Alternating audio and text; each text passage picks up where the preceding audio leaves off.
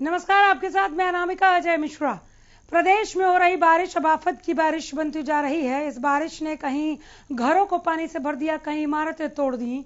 जिस बारिश का इंतजार लोग बेसब्री से कर रहे थे, वो बारिश अब लोगों के लिए समस्याएं खड़ी कर रही है। जल भराव के बाद आलम यह है कि लोग पलायन को मजबूर हैं।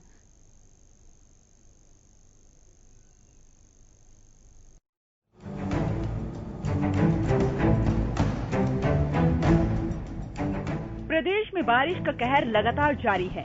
गर्मी से राहत के लिए जिस बारिश का इंतजार प्रदेश की जनता बेसब्री से कर रही थी, उस बारिश ने राहत तो दी, लेकिन राहत से ज्यादा आफत की बारिश बनकर बरसी। बारिश से जगह जगह ऐसी तबाही मचने लगी। बारिश के दौरान प्रदेश में जल भराव की समस्या कोई नई बात नहीं है। बीते दिन हुई बारिश के बाद फतेहाबाद, कनीना, टोहाना और फरीदाबाद के कई इलाकों में जल भराव लोगों के लिए बड़ी समस्या बनकर सामने आया। फतेहाबाद में जल भराव के बाद सड़कों और गलियों ने दरिया का रूप अख्तियार कर लिया। उधर कनीना में भी बारिश के दौरान हालात कुछ अलग नहीं है।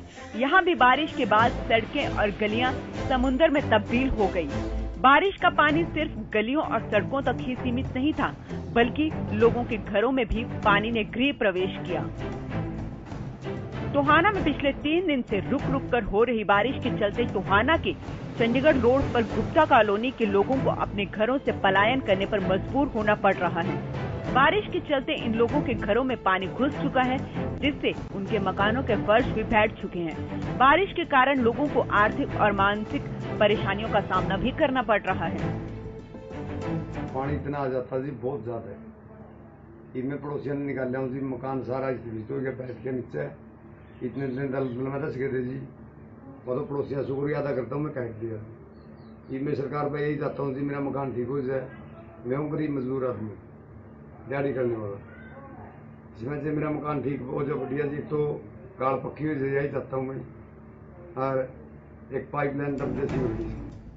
उधर स्मार्ट सिटी बल्लभगढ़ में भी बारिश ने प्रशासन के सभी दावों को साफ कर दिया है।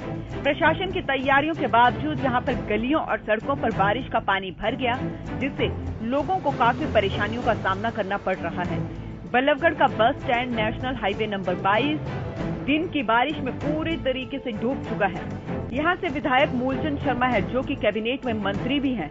बावजूद इसके बल्लभगढ़ शहर 2 दिन की बारिश में पूरी तरीके से डूब चुका है। वहीं फरीदाबाद की बात करें तो फरीदाबाद का सेक्टर 9 और 15 और फरीदाबाद का NIT और बड़कल विधानसभा भी पूरी तरीके से जलमग्न है। भले ही बरसात ने लोगों को गर्मी से राहत दी हो, लेकिन बारिश के बाद हुए जल भराव के बाद अब संक्रमण का खतरा मंडराने लगा है। और ये सब हुआ प्रशासन की लापरवाही के चलते, क्योंकि अधिकारी कुर्सी पर बैठकर अपने कर्तव्यों को भूल गए हैं और लोगों की समस्या के समाधान में फेल नजर आ रहे हैं। Bureau report, Haryana news.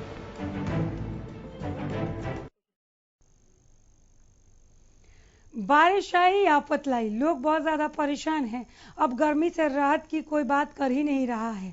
अगर इस तरह से बारिश होगी और बारिश के बाद जल निकासी की कोई व्यवस्था नहीं होगी, घरों में पानी आ धमकेगा, दुकानों में पानी आ घुसेगा, मकान ढहने लगेंगे, छत गिरने लगेगी, दीवार टूटने लगेगी, तो कोई क्या ही मनाएगा। लोग क्यों ना कहें कि हे ईश्वर, अब इस बरसात को रोक लो। फरीदाबाद का हाल जानने के लिए हमारे साथ हमारे संवाददाता राजा पटेल जुड़ गए हैं।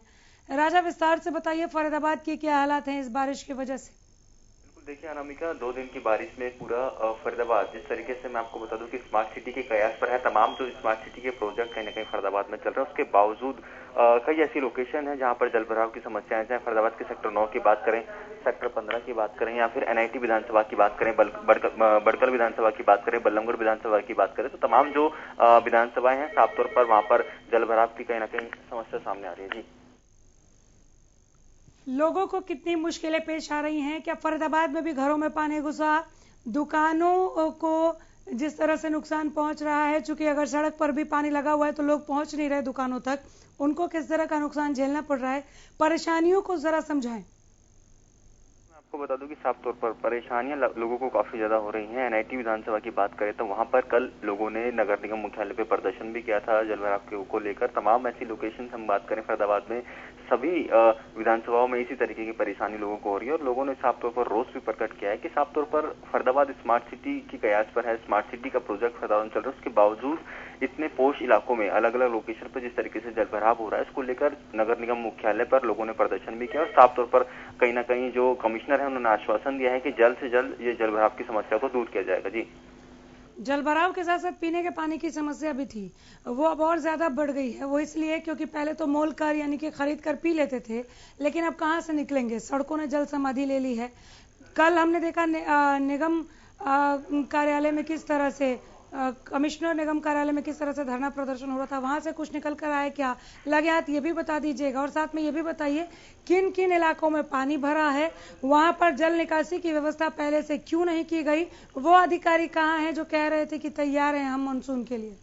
बिल्कुल अनामिका, जिस तरीके से जल की समस्या है, पानी की कहीं ना कहीं समस्या है, पीने का पानी भी लोगों को नहीं मिल पा रहा है। ऐसे में जलभराव की समस्या और पीने के पानी की समस्या को लेकर लोग कल कहीं ना कहीं नगर निगम मुख्यालय गए थे और नगर निगम की जो कमिश्नर है उनसे मुलाकात की थी। साफ तौर पर नगर निगम की कमिश्नर ने एक्शन भी लिया था, जई को मौके पर भेजा था साफ तौर पर और समाधान करने को कहा था। पर 24 घंटे बीत जाने के बाद अभी भी लोगों में काफी ज्यादा रोष बना हुआ है।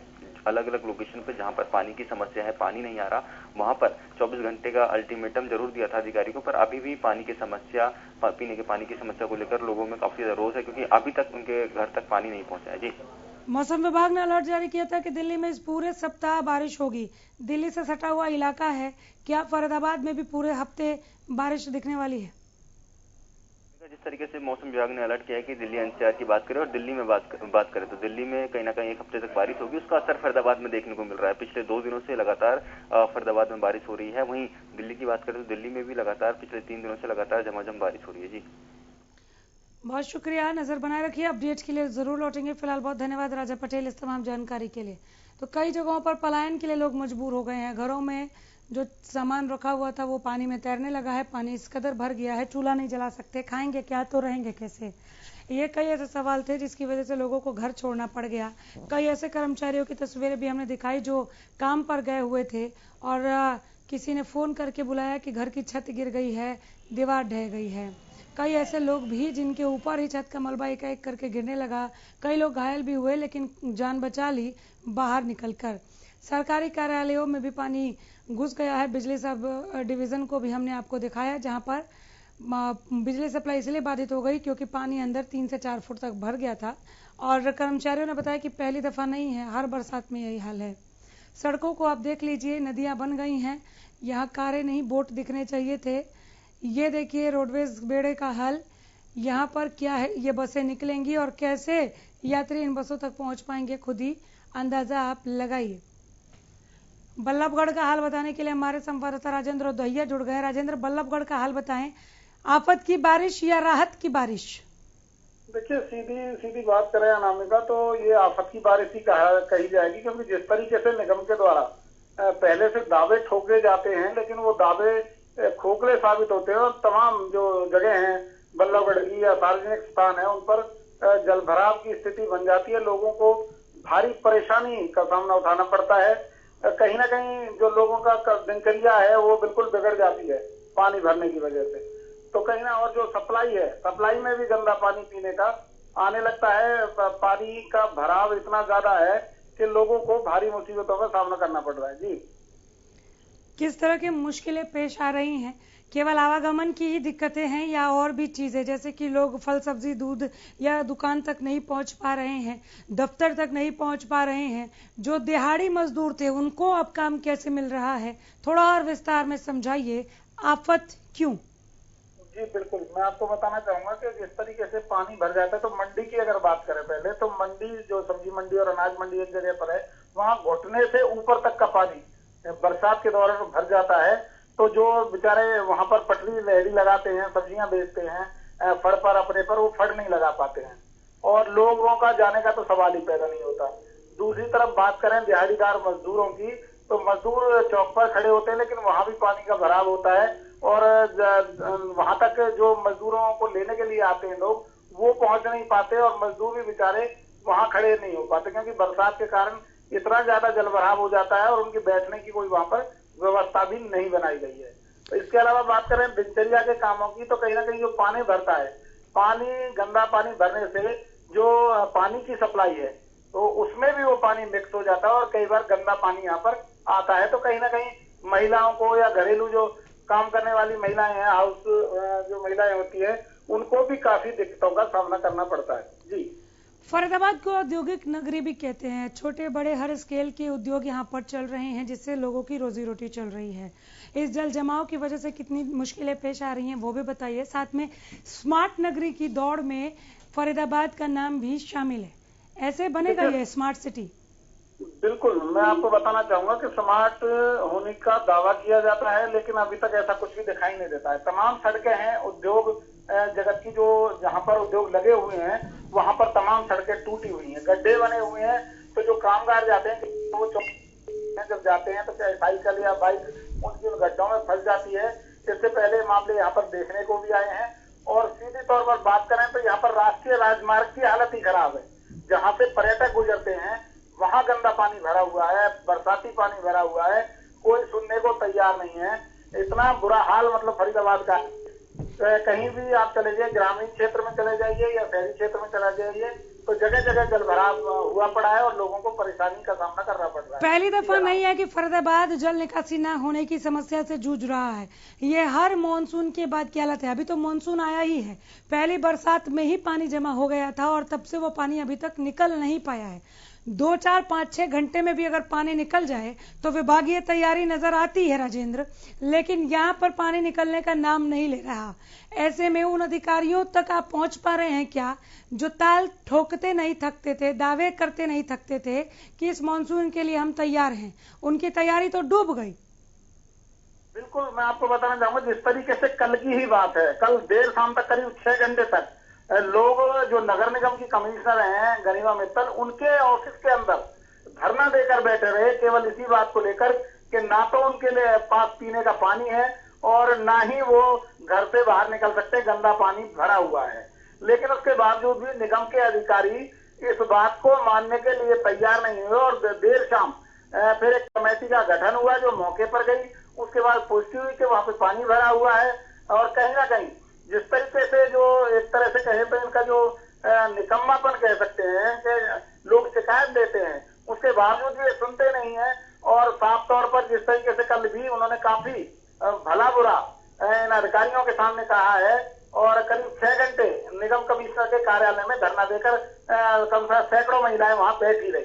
जी, जल समाधि ले चुकी सड़कें लबालब तालाब की तरह गलियां या हादसों को भी निमंत्रण दे रही होंगी। कितने हादसे हुए, इसकी जिम्मेदारी कौन लेगा, ये भी बताएं। साथ में ये भी बताएं कि अगर थोड़ी और बरसात यहाँ पर हो गई तो और क्या क्या चीजें ऐसी हैं जो ठप हो जाएंगी? रफ्तार पर ब्रेक या रेंग रही है यातायात? सीधे तौर पर कहे तो जिम्मेदारी की जहां तक बात है तो जिम्मेदारी लेने के लिए तो कोई भी यहाँ पर तैयार दिखाई नहीं देता है, क्योंकि जिस तरीके से कल निगम कमिश्नर हैं जो वहां पर ही महिलाएं बैठी रही और किसी ने कोई 6 घंटे तक उनको कोई पूछ नहीं की, तो साफ तौर पर जिम्मेदारी वाली बात तो यहाँ खत्म हो जाती है। इससे बड़ा उदाहरण और क्या होगा? सीधी तौर पर अगर बात करें तो अगर और ज्यादा बारिश होती है तो कहीं ना कहीं लोगों का घर से निकलना भी जो है मुश्किल हो जाएगा और जो काम धंधे हो सब पूरी तरह से चौपट नजर आएंगे। जी अनामिका, फिलहाल कितना फुट पानी भरा हुआ है? निकासी की कोई भी व्यवस्था नहीं है, या जो व्यवस्था है या जो ड्रेनेज सिस्टम है उसको वक्त रहते साफ नहीं किया गया, केवल जुबानी भरोसा दे दिया गया कि हम तैयार हैं?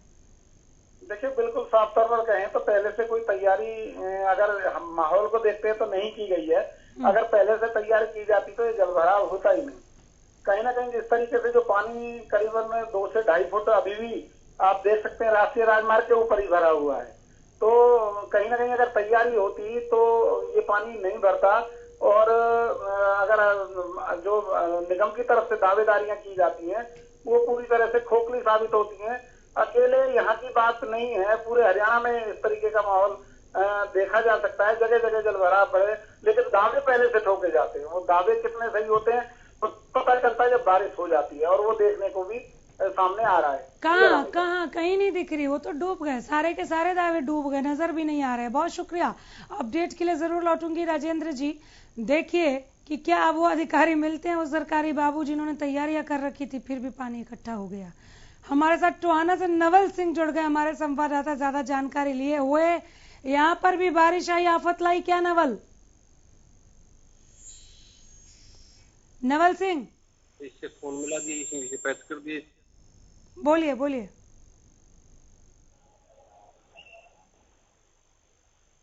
नवल सिंह, टोहाना में भी बारिश आई, आफत लाई क्या?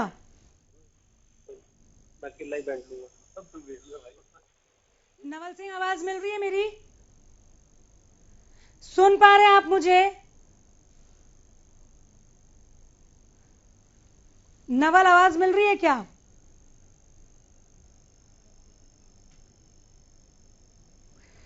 चलिए, लाजपत सोनीपत से जुड़े हैं। लाजपत, सुन पा रहे क्या मुझे?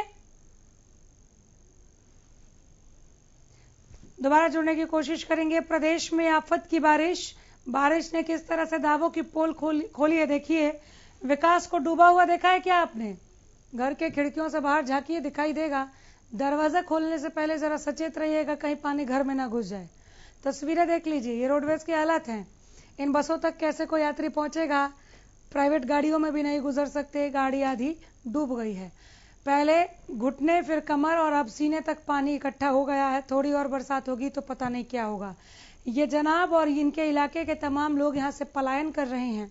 प्रदेश के अलग अलग जगहों की तस्वीरें एक साथ दिखा रहे हैं, क्योंकि तस्वीरें एक जैसी हैं, जहां पर विकास डूबा हुआ नजर आ रहा है। जहां जहां ड्रेनेज की व्यवस्था थी, उन ड्रेनों को वक्त रहते साफ नहीं किया गया, इसलिए वहां से भी पानी नहीं निकला। जहां जल निकासी की व्यवस्था नहीं है, वहां तो आप क्या ही उम्मीद करेंगे कि पानी निकल जाए। अधिकारी, सरकारी बाबू गायब हो गए हैं अचानक से। जो कह रहे थे कि हम तैयार हैं, अब वो बात करने को तैयार नहीं है। कहीं कोई पकड़ा भी जाता है अगर कैमरे पर, तो ये कह देता है कि भारी बरसात हुई है। अभी तो बारिश का पूरा सीजन बाकी है, अभी तो बरसात और होनी है। अगर आप शुरुआती बरसात को भी नहीं संभाल सके तो आपने क्या काम किया है? दावे करने वाले या झूठे दावे करने वाले, खोखले दावे करने वाले अधिकारियों पर एक्शन नहीं होना चाहिए क्या? यह भी एक बड़ा सवाल है। बारिश ने तमाम दावों की पोल खोल दी। दावे देखिए डूब गए, पानी पानी हो गए। ढूंढ सके तो ढूंढ लीजिए इन दावों को। सीने से ऊपर तक भी कहीं कहीं पानी पहुंच गया है। लोगों ने अपनी पेटी बांध ली है और पलायन करना शुरू कर दिया है। ये उन लोगों की तरफ से किया जा रहा है जो दिहाड़ीदार हैं, जो दिहाड़ी पर कमाते खाते हैं, लेकिन पानी भरे होने की वजह से ना तो घर में वो चूल्हा जला सकते हैं, ना ही उसको जलाने के लिए 2 जून की रोटी कमा सकते हैं। करे क्या? पलायन के अलावा और कोई ऑप्शन उनके पास बचा नहीं था। प्रशासन की अनदेखी कितनी भारी पड़ी है वो देखिए इन तस्वीरों में। ऐसे प्रशासनिक लोगों पर एक्शन क्यों नहीं, ये भी एक बड़ा सवाल है। राई का हाल बताने के लिए हमारे संवाददाता लाजपत जुड़ गए हैं ज्यादा जानकारी के साथ। लाजपत, राई में भी बारिश आई, आफत लाई क्या? जी बिल्कुल अनामिका, देखिए जब भी बारिश आती है या अन्य जब भी समय होता है, बारिश जब भी ना आती हो तो तब भी रोडों के इतने बुरे हालात हैं कि जो सरकार की संपत्ति है, जो करोड़ों रुपए की संपत्ति है, देश की संपत्ति है, वो सरकार के जो कर्मचारी हैं, जो अपने दफ्तरों में बैठे रहते हैं, इसी कमरों में बैठे रहते हैं, उनकी बड़ी लापरवाही की वजह से रोडों की इतनी बुरी हालात होती है। करोड़ों रुपए की जो संपत्ति है वो पानी में मिल जाती है। राई विधानसभा क्षेत्र की बात करें तो जो आने जाने वाले रोड हैं उनकी इतनी बुरी स्थिति है कि स्टेट हाईवे बादरगढ़ की लगातार तस्वीरें हरियाणा न्यूज ने भी दिखाई है, लगातार इस खबर को भी दिखाया है। उसके बाद 2.5 करोड़ की लागत से जरूर उस रोड को बनाया गया था, लेकिन फिर से उस रोड पर पानी खड़ा रहता है। अवैध जो प्लॉटिंग है, जो कॉलोनियां हैं, उनका पानी उस रोड पर बुरी हालात रहती है। जब बारिश आती है तो गाड़ियां तक डूब जाती हैं। राई विधानसभा क्षेत्र की बात करें तो ऐसे जो रोड हैं, जो एक दूसरे के शहर को जोड़ते हैं, एक दूसरे गांव को जोड़ते हैं, या एक दूसरे जो भी जिन शहरों को जोड़ते हैं, सभी रोडों के बुरे हालात हैं। HHIDC राई औद्योगिक क्षेत्र, उसके भी बुरे हालात हैं। कुंडली औद्योगिक क्षेत्र के भी बुरे हालात हैं। सीवरेज होने के बावजूद जो पानी जो रोडों पे आता है और जो रोड बनते हैं करोड़ों रुपए के, वो पानी में मिल जाते हैं। इसका हरियाणा न्यूज की टीम एक जो है सरकार के जो ऊंचे अधिकारी बैठे हैं या मंत्री बैठे हैं, उनसे जवाब मांगते हैं कि इससे जो करोड़ों रुपए की संपत्ति जो पानी में मिलती है, किसकी लापरवाही है?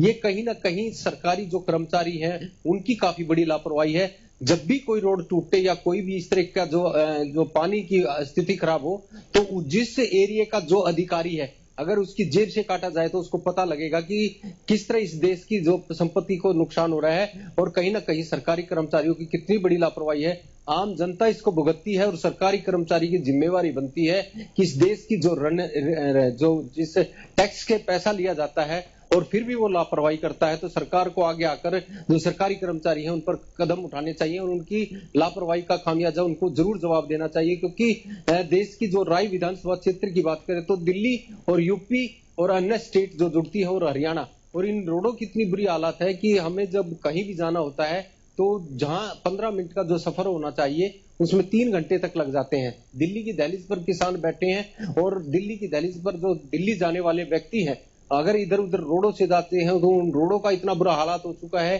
कि जब बरसात क्या या अन्य समय क्या रोडों पे चलने की स्थिति बिल्कुल रोडों पर चलने तक की स्थिति नहीं है। लेकिन प्रशासन अभी भी आंखें मूंदे बैठा है। ज्यादातर जगहों पर लोग परेशान हैं। इन्हें अपनी कुंभकर्णी नींद से बाहर आकर देखना चाहिए, इन परेशानियों को ठीक करने की कोशिश में जुट जाना चाहिए, क्योंकि अभी तो और बारिश होनी बाकी है। लाजपत नजर बनाए रखिए, अपडेट के लिए जरूर लौटूंगी। फिलहाल यही